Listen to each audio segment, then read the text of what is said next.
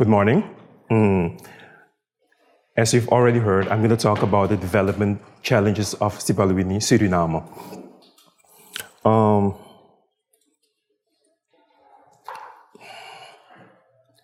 Sipaliwini is the district of Sipaliwini is a district in Suriname. Suriname is a country in South America, and it's on the northern part of South America, right above Brazil, in between French Guiana and Guyana.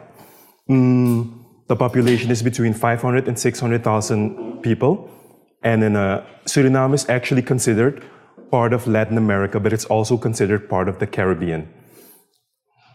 Today we're going to talk about Sipaliwini. Sipaliwini is the southern part of Suriname. So the district of Sipaliwini covers 80 to 90% of Suriname.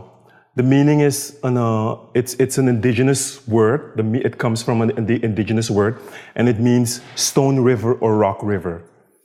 And the population of Sipaliwini can be considered. So you have Maroons. Maroons are descendants of escaped slaves that were on the plantation. So they escaped the plantation and started a new civilization in Sipaliwini, in the tropical rainforest of the country. And you have the indigenous people. We know them as Amerindians.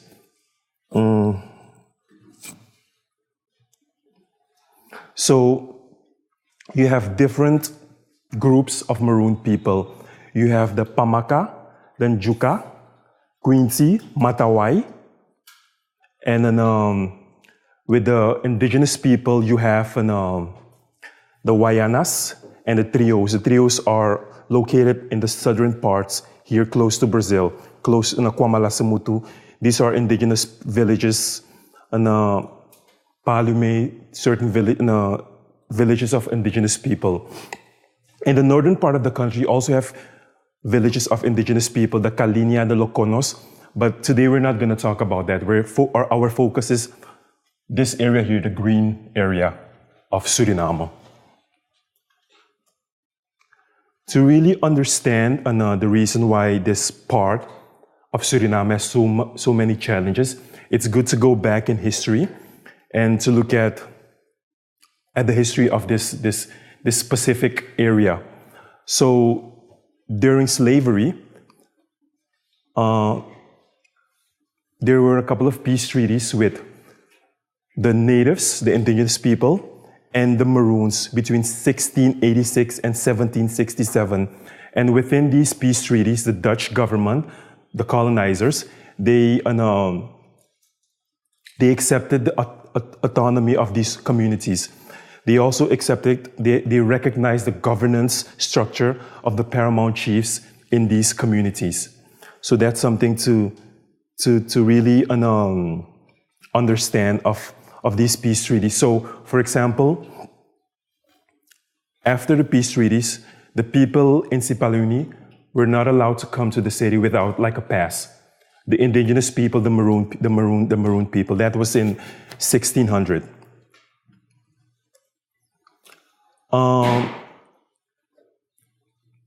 After the abolishment of slavery, we can say that nothing was done to kind of stimulate development in this area here. In 1984, between 1984 and 1991, you had a civil war in Suriname, and the war was fought in the district of Sipaliwini.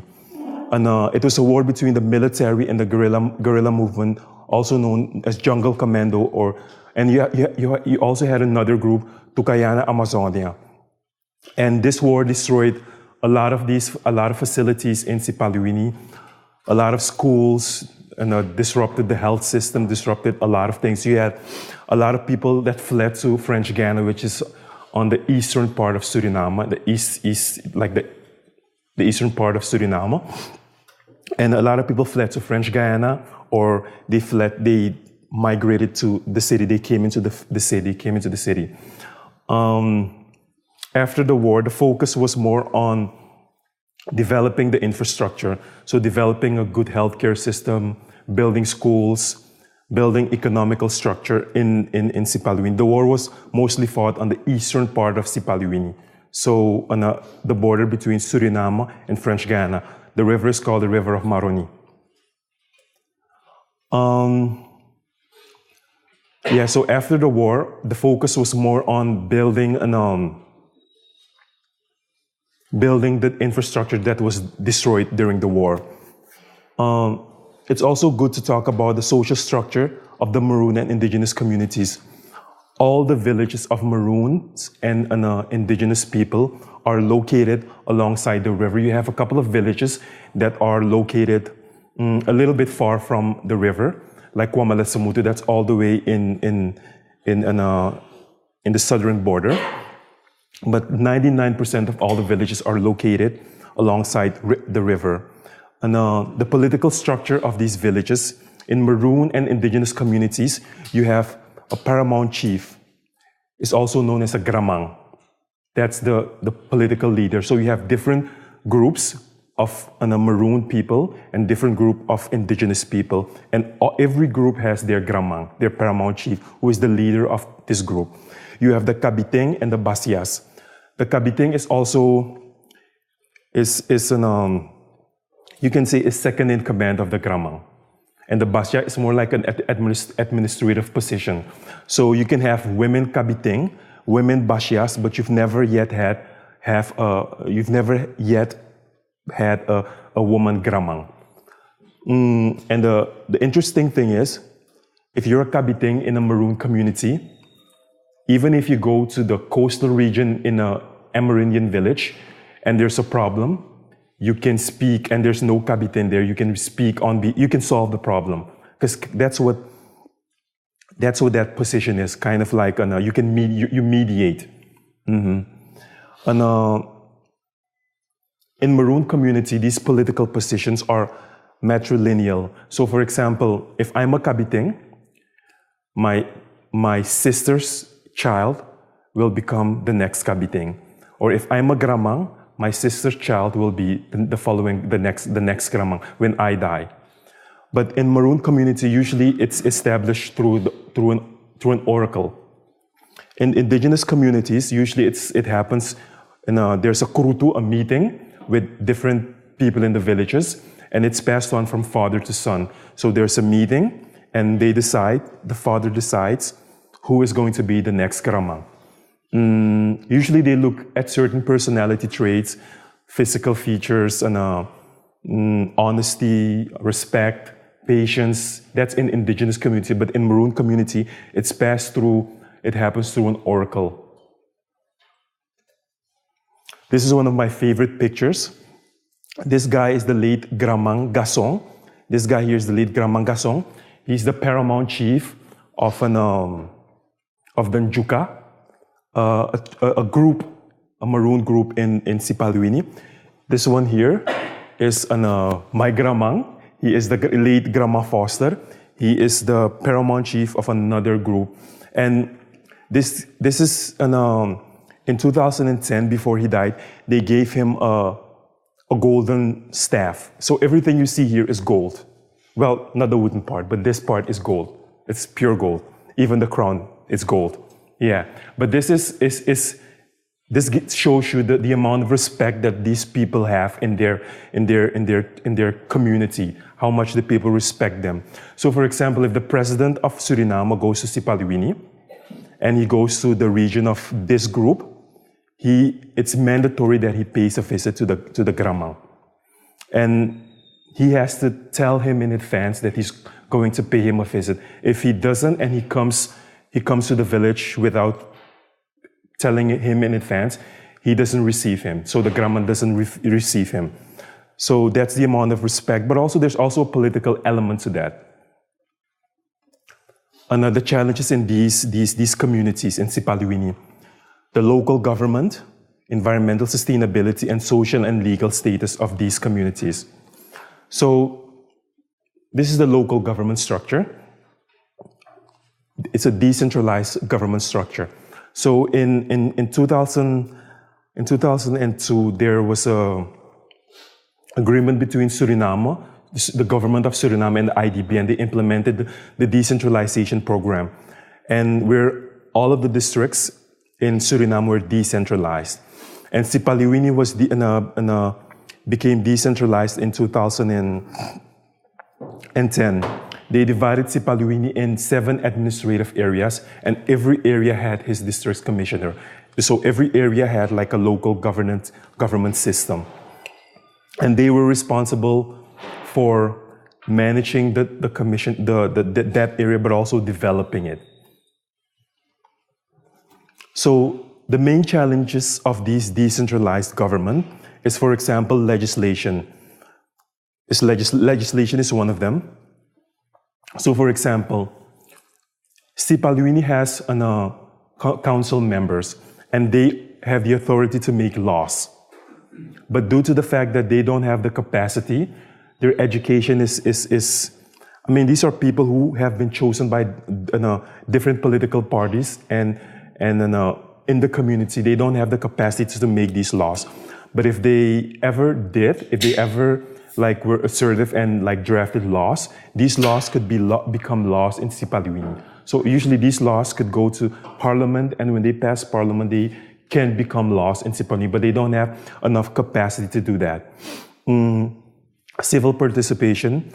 Usually every year there are public hearings, and during these public hearings, the community members get a chance to give the commissioner or like local government feedback on their policy. And what we see is that the public they don't really participate in these public hearings because they're kind of tired.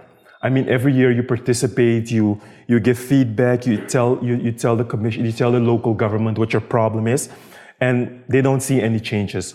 But they don't really participate. But this is very important, because by participating, all of the issues of a district goes into the district plan and goes to the central government and becomes part of the policy for the country, part of the policy for the district, and part of the policy for that area. But they don't really participate. Lack of resources. These different areas, administrative areas, this local government, they don't have enough resources to develop these areas. So they get their money, their money from the central government, but that's not enough to kind of develop an area that has been underdeveloped for more than 100 years. So that's one of the challenges, and lack of a comprehensive development vision. What we see is that the government doesn't really have a comprehensive vision for the development of this area here, because we see that there's no good healthcare system, there's no good education system, there's no good infrastructure, while you have a couple of multinationals in these regions mining, and they're earning per year millions of US dollars, and they're not investing any money in these areas. So, I think that's lack of a comprehensive vision to develop these areas. Another problem, or another thing that's very important, is the legal status of these communities. So,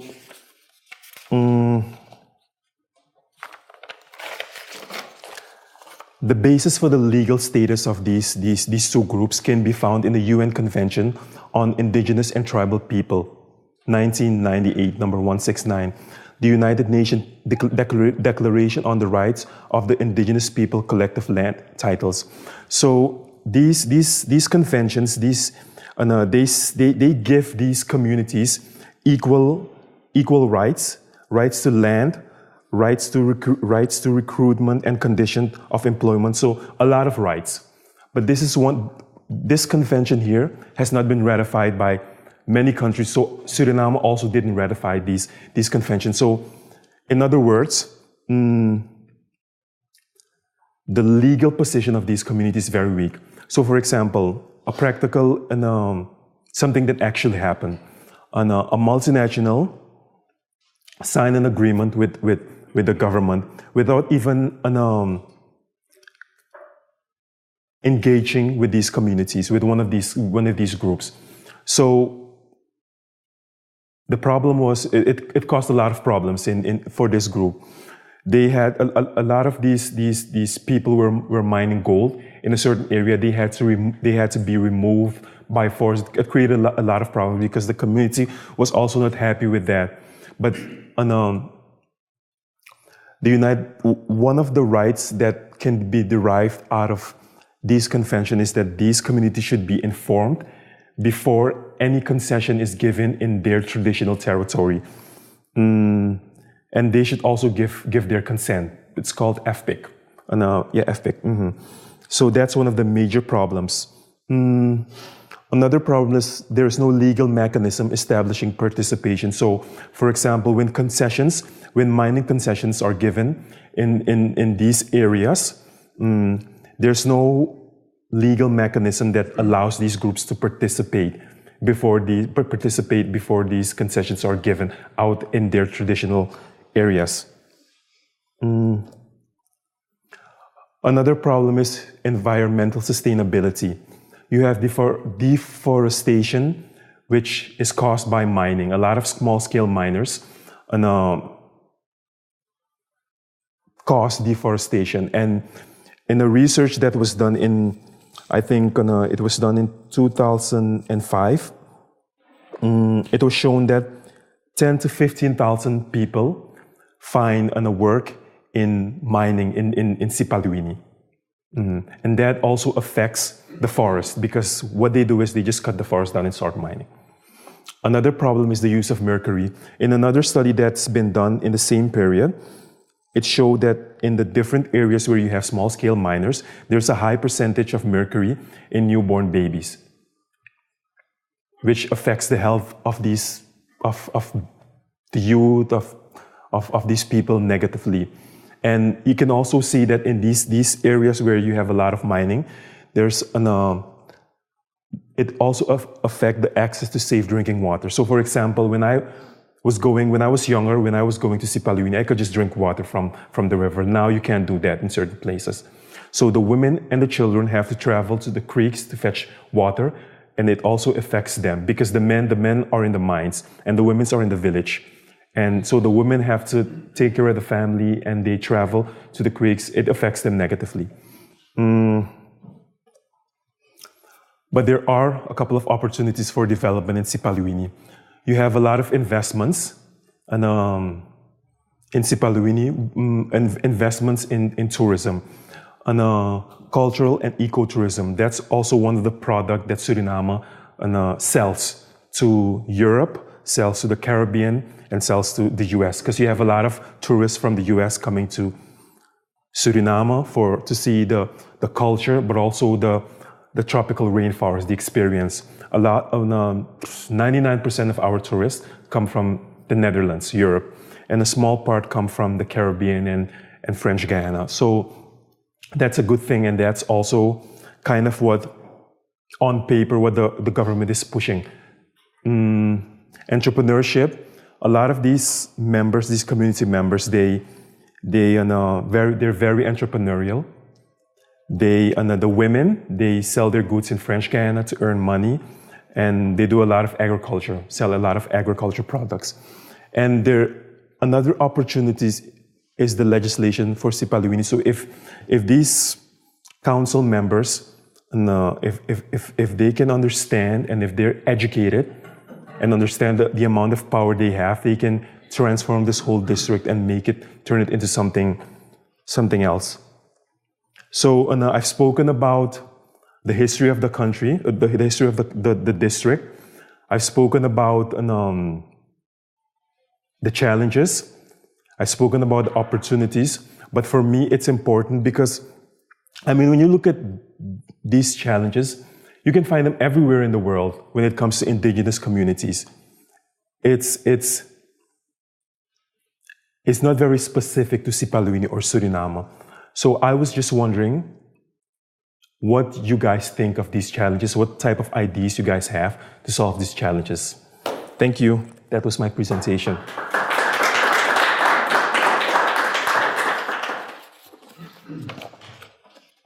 So what do you guys think?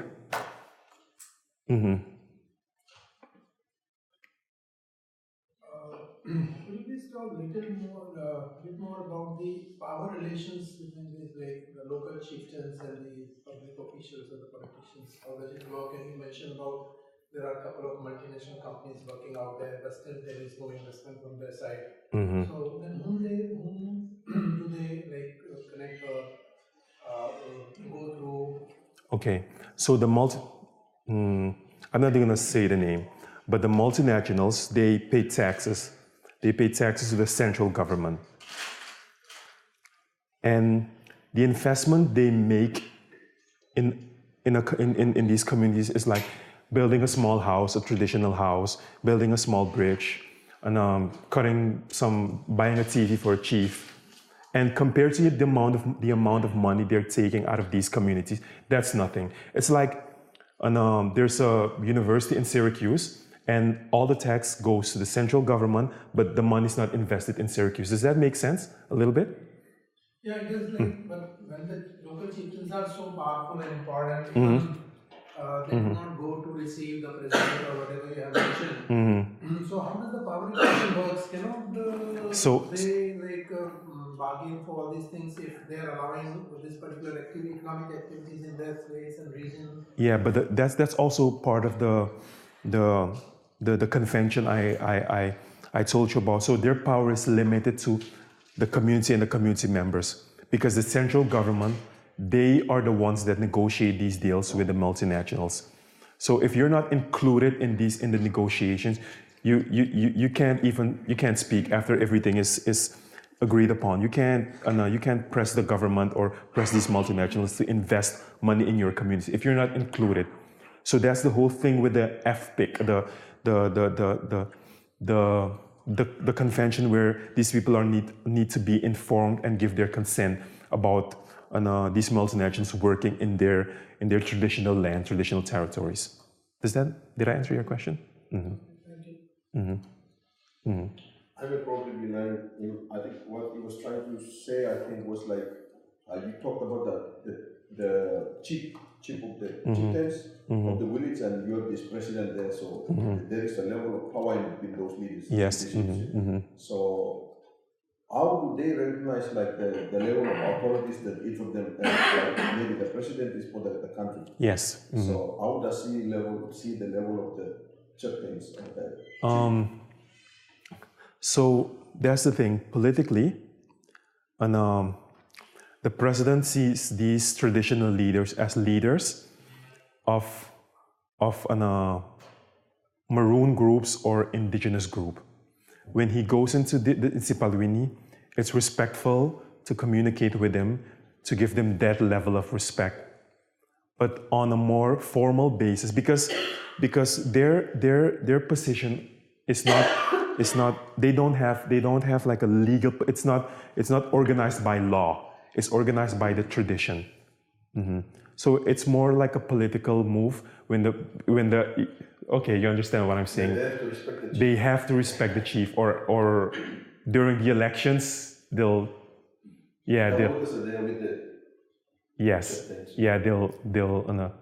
counter them. Is there like an ingrained general resentment between the two or several ethnic groups because of the wars that occurred? Does that cause problems in the society as it functions today? The civil war? Yeah, so is there still some strife, maybe resentment towards the indigenous groups? There is no. I think I can tell you about my experience growing up. I think when I was growing up, there was more kind of like a resentment towards indigenous and Maroon groups, but I think now it's more. There's no resentment. There's more like all of these groups are slowly but surely being incorporated in the whole society. That was my next question. Is there an assimilation process? Oh yes. Even in Sipaliwini, because you have, because even like if you can go back to slavery, right? And when the slaves escaped into the rainforest, there was an assimilation between Amerindians and black people and Maroons. So you have people that look like me, but they consider themselves to be indigenous because the clan mother was an indigenous woman. So you have that. Even in the city, it's in the city it's like mixed with everyone. So if there are there some areas that might tend to be more inclined to assimilation, and do you see them getting certain benefits of what they can do with their areas in regards to development, or is it so the challenges that they're facing is the same as an indigenous group that isn't assimilated? Do you understand what I'm saying? Yeah, I think I kind of understand what you're saying. So, no, it's not like that. It's not like that. I mean, I guess the assimilation, it's more from a perspective of if I'm a guy and there's no, for example, if I go somewhere and I'm gonna, even if it's an indigenous woman there, I want to get married, I like her, we're gonna assimilate. You know what I'm saying? You're gonna kind of, so it's more from, it's not it's just, it's not a planned assimilation. It's more like a assimilation based on the need, based on the people that are there, and there's no benefit to no one. If you're living in Sipaliwini, you face all of these challenges. So, thank you very much for the presentation. It's really interesting. Decentralization is a complicated reform because it expects from different regions and communities to have enough expertise in development of their regions. So, what can you say about education and of these regional groups, basically tribes? Because it looks like the tribe is focused on their traditional way of living, and that at the same time they are empowered to develop their region and to deal with difficult governance tasks. So is the central government concerned about that? Is there any education of these tribal communities to build their capacity basically to develop their region? I can tell you, when it comes to education in Sipaliwini is very low compared to the coastal region. I think that's also part of the challenge because you're trying to develop, because I'm a bit skeptical when it comes to the word development. You're trying to develop an area, but you also have to be mindful of the culture and the structure of that area. So that's one of the challenges for the central government. These different villages, sometimes they're miles apart from each other. So how do you bring electricity to villages that are miles separated from each other? How do you bring a good health care? And how do you bring, education? Is it going to be more expensive? All of these things are things that the government are struggling with. And this is my opinion, I don't think they have a very good vision of how to do that yet. I hope I answered your question a little bit. A little bit. Yeah, well, what you're saying is that the government is kind of struggling to deliver the services that should be, like equal in all the regions. Yes. But as I understand that the local communities are also responsible for their own development, right? Yes. So because of this decentralization. Yes. So is that responsibility purely it belongs to them, or the government also thinking about decentralization task and give some education to the leaders of communities? Yeah, that's the thing. They're also not giving you're talking about building their capacity, right? Yeah, they're not. they're not. The only thing the government did is so the structure of these commissionaries, the commissionaries are responsible for a certain region, and then they have like a civil participation unit. And in that unit is responsible for engaging with the community and communicating with the community and trying to like stimulate them to participate in the decentralization process, which is moving very slowly because, I mean, if you participate and you don't see end results, then you get demotivated. You're not going to participate anymore. Is what Lala referring to what you do in your NGO, like empowering leaders, youth leaders to develop their own? Yes. That's also what the NGO does, and but we work with smaller children, primary school. What kind of work do you do? I talk. No. So the NGO, what the NGO does is we help them to, because the education, the completion rate of the schools in this district is very low. So what we do is we try to prepare these kids to complete their school, and after they come to the city, we also try to guide them in the city, because you're coming into you can't compare the city to Sipaliwini. So we try to guide, and we also try to give them leadership training to build their personality. If you want to achieve a goal, what are you supposed to do? And set goals, achieve goals. There are other people from Sipaliwini who have made it. You don't have to look up to them, but you can be like them. It can be done. So that's what our NGO does. So you're trying to build the capacity of the youth. Yes. In a certain way. Yes. One of the opportunities that you just mentioned in your presentation, that there's some activities in entrepreneurship. Yes. In your country. Yes. What kind of entrepreneurship? In Sipaliwini. Yes. So it's more. So what you see happening is a lot of the people, because the opportunities are opportunities that the people in these areas are using to build themselves. So ecotourism, tourism lodges, small businesses like transport businesses, informal businesses, small-scale mining, and agriculture, and producing agriculture products from peanuts to ginger to cassava to and bringing it to French Guiana and selling it there, getting euros. So those are kind of like the opportunities. Logging also, a lot of logging going on there. From what I understand from your lecture, the communities are based on a subsistence kind of economy. Like they're not really worried about producing more than they can. No, you're right. Is that a Western vision of what a country should be? And are they happy that way, or do you think they should move into a more industrial?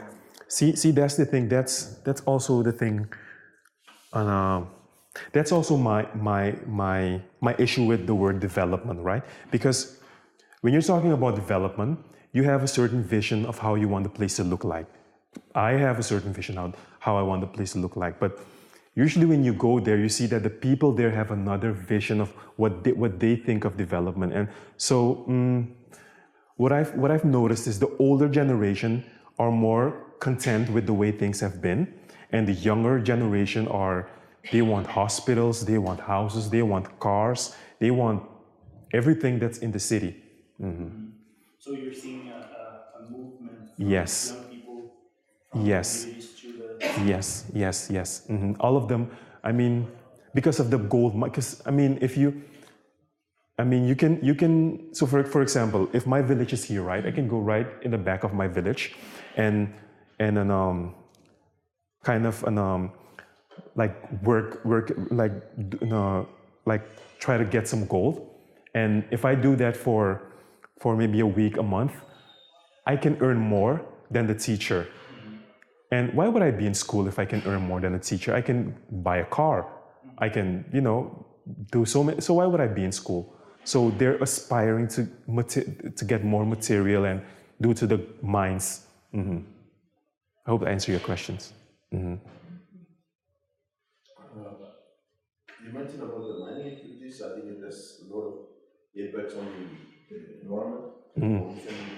Is it aluminum mining, like the locals go and dig up the place and cut the trees and do the mining, or you have big companies that are also there that is like producing less? You have two big companies, and you have I think it wasn't very clear for me, but in a research showed that in 2009 there were 10,000 to 15,000 people working in small scale mines. So what happens is, I can go and dig up gold. Just me, I'm from a village. I talk to the captain and the captain tells me, okay, you can go there. And I go there and I dig up gold and I start working. And then everyone comes. So you have,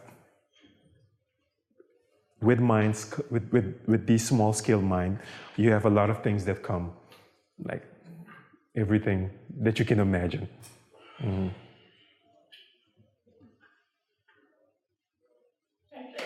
Do the villages, I guess I'm curious about collective efforts or collaboration among the different villages or between the Maroons and the indigenous villages in working with the central government, or do they work and communicate in isolation, or do they collaborate to kind of present a more united front because they have shared interests? And the thing is, right, it's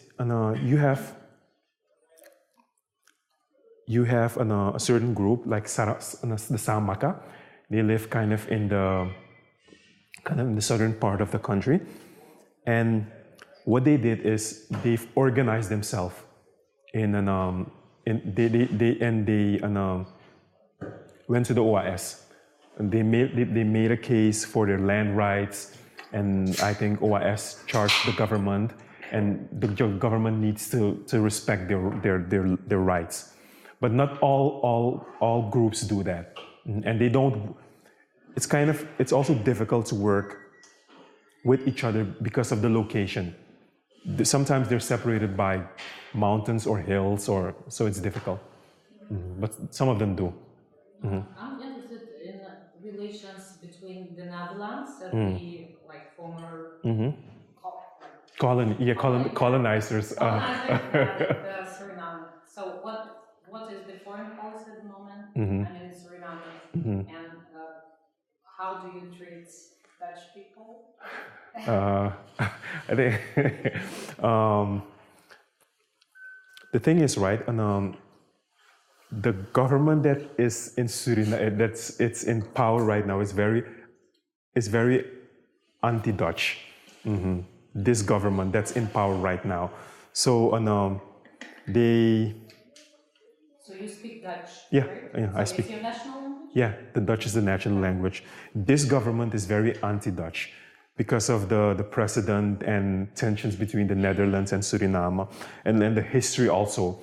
But in general, Suriname is usually more Dutch-oriented.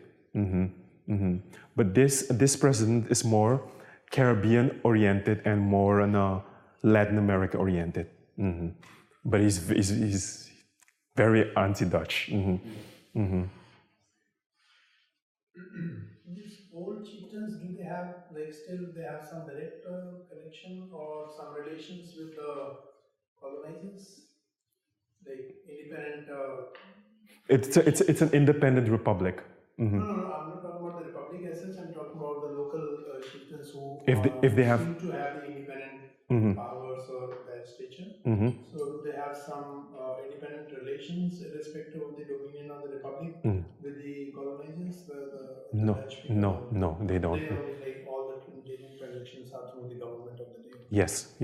And how do the descendants from the Dutch people fit into the Maroon and indigenous communities? Okay, so in Sipaliwini, you only have Maroons and indigenous people only in Sipaliwini. I mean, 99% of the people there are either Maroons or indigenous or mixed with Maroon and indigenous people. In the coastal region, you have a lot of descendants of Dutch people, because you had immigrants back in the days. A lot of Dutch immigrants came to Suriname and they worked the land. So you have immigrants, and they speak Dutch, they speak Sranatongo. So the coastal area is very mixed, especially the capital. It's Japanese, East Indian, Chinese, Jewish. It's very mixed. Yes, it's very mixed. But the southern part is only Maroons and indigenous people, or a mix between those two. What's the general relationship between the Maroons and the Indigenous? When the Maroons fled, when the Maroons escaped the plantation, when they came into the forest, it was the Amerindians that showed them how to survive in the forest, and also they kind of intermingled with the indigenous people. But like every community, every group, there were also fights and wars and all of that. But that's the relationship.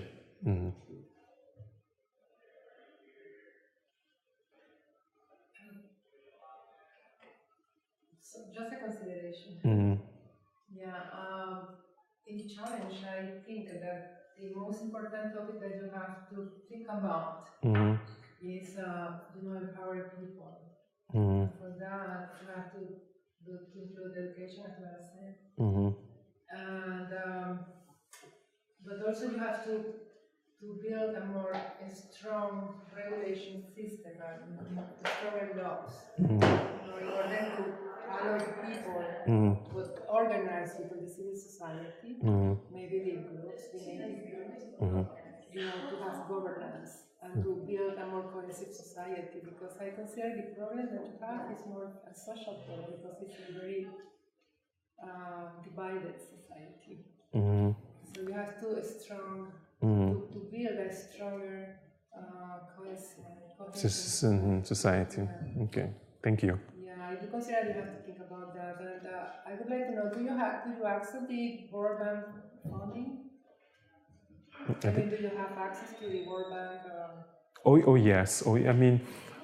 That's the thing, because this president is very hesitant towards the World Bank and IMF. But we're also part of the World Bank and also part of IMF. Yeah, because I know that the World Bank, because Panama already has a loan with them, specifically for the indigenous communities. We have 13 indigenous communities. And I was against that program, because Panama was spending mostly like $43 million per year in the indigenous area. And this loan is about $80 million. So, if Panama can spend $43 million, why we are, looking for some extra money in this area? But the thing is that as soon as I understood better the core issue, is that they built a program with the participation of all the groups, and they have a core body to manage the money in different axes. So, and I know that the World Bank is going to take that model, that project as a model for all Latin America. Is that a loan or a grant? A grant? Yeah, a grant. Oh, okay. Then we So look for that. I can help you to. Yeah, but is it in English or Spanish? Well, I think that you can get it in English. In English too. Okay. Any other thoughts, comments, questions? Mavrick, any final? Oh, thank you guys for coming, and Thank you. okay.